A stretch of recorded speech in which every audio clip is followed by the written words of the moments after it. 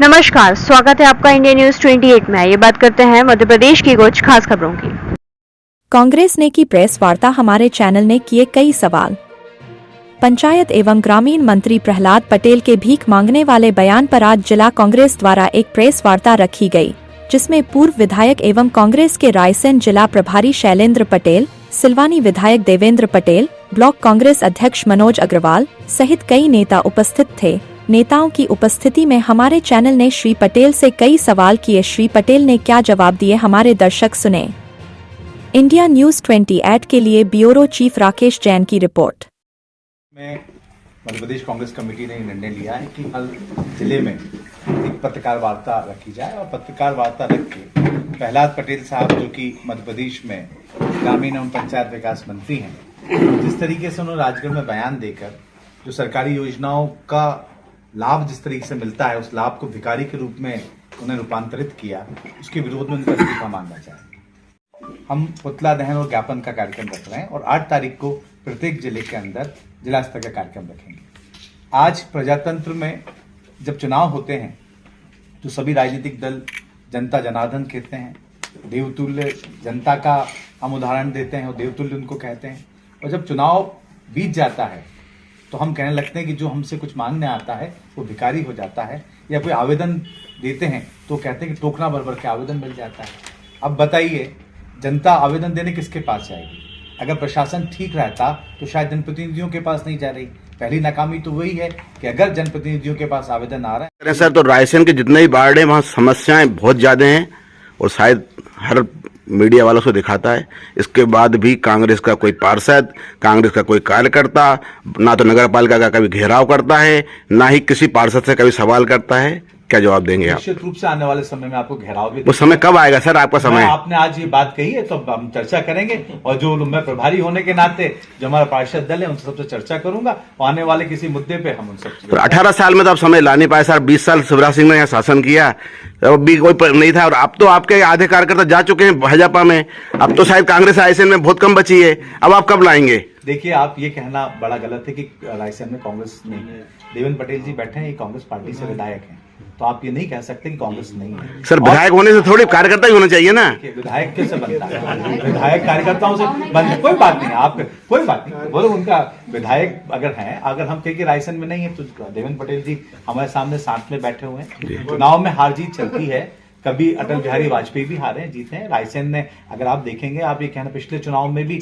2 हमारे विधायक थे, देवेंद्र पटेल उदयपुरा और प्रभुराम चौधरी। वो अलग बात है कि उन्होंने पाला बदल लिया, लेकिन हम कहेंगे कि रायसेन में कांग्रेस खत्म हो गई तो मैं नहीं मानता कि हाँ थोड़ा कमजोरी आई, ये मैं मानता हूं, लेकिन खत्म होना मैं नहीं मानता। मैं बड़ी क्षमा के साथ ये आपसे कहना चाहूंगा, गुजारिश करना चाहता हूँ कि खत्म जैसी बात नहीं के हाँ 40% वोट शेयर हमारा पूरे मध्य प्रदेश के अंदर है। नहीं सर, मैं विरोध की बात कर रहा हूँ। वार्डों में जो छोटे छोटे जो विरोध होते हैं वो होना चाहिए। मैं आपका जवाब दे जी, लगभग 38% वोट पिछले विधानसभा चुनाव में कांग्रेस पार्टी को यहाँ पे मिला है। तो 38% वोट लाने के बाद आप खत्म कहेंगे तो अनुचित होगा। हार वो जीत का हो रहा। आपका प्रश्न था यहाँ के मंत्री कई विपक्ष की भूमिका निभाए थे। अभी नरेंद्र पटेल ने कहा कि शराब माफिया सक्रिय है, खनिज माफिया सक्रिय है, कांग्रेस ने प्रश्न नहीं उठाया। मैंने तो उनको कहा कि जिस तरीके से रेत के डंपर रोके तो इसको भी रोक लेते, इसमें क्या दिक्कत हो गई?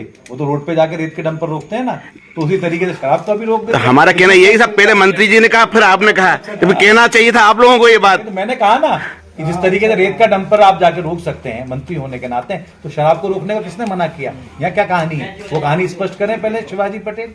रेत का डंपर तो रोक सकते हैं जाकर, और शराब को रोकने में क्या दिक्कत है? ऑलरेडी वहाँ पे कुछ और मामले हैं क्या? मेरा कहना यही है कि पहले जब उन्होंने मुद्दा उठाया, इसके बाद आपने कहा कायदा मुद्दा आपको उठाना था, उनको ये बात कहना थी। कांग्रेस भी उठाती है और आप अवगत कराएंगे, वो भी उठाएंगे। आप बताइए, हमारे ब्लॉक अध्यक्ष हैं, हमारे विधायक जी, आप उनको बताइए। सर, कांग्रेस के लोग पेपर भी पढ़ते होंगे, टीवी भी देखते होंगे, उसमें इतने मुद्दे हैं। हम लोग बताए आपको, रोज रोज मुद्दे बताएंगे, फिर आप करेंगे, जिसका मतलब क्या निकला? देखिए, एक और बात है, कोई बात नहीं, उनको पूछने दो। उनको आप तो जितने पूछेंगे सबका जवाब दूंगा मैं, कोई वाली बात से वाली आप। अच्छा है, ये भी होना चाहिए। हाँ, अच्छी बात। देखिए, जहां तक कांग्रेस पार्टी समय समय पे सारे मुद्दों पे उठाती है, और मैंने पूर्व में भी कहा कि अगर कहीं कमी रहेगी तो हम सुधारेंगे।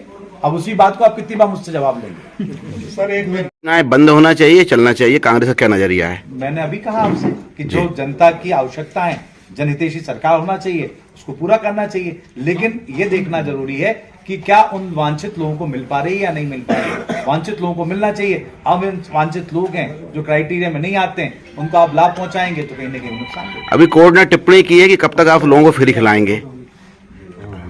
अब कोर्ट को सरकार जवाब देना, ये काम सरकार का है जवाब देने का। कोर्ट ने सरकार से पूछा, सरकार जवाब देगी। उसके बाद भी भारतीय जनता पार्टी लगातार 22 राज्यों में फैल गई है, क्या कारण है सर? देखिए, प्रजातंत्र में एक सत्ता पक्ष होता है और एक विपक्ष होता है, और जैसा मैंने कहा कि जनता जनार्दन होती है। फैसले आज मैं कहूं कि फैसले इस कारण से हुआ तो वो आज ये मुकाम नहीं है, ये मौका नहीं है, उस पर हम ये बात नहीं कहें।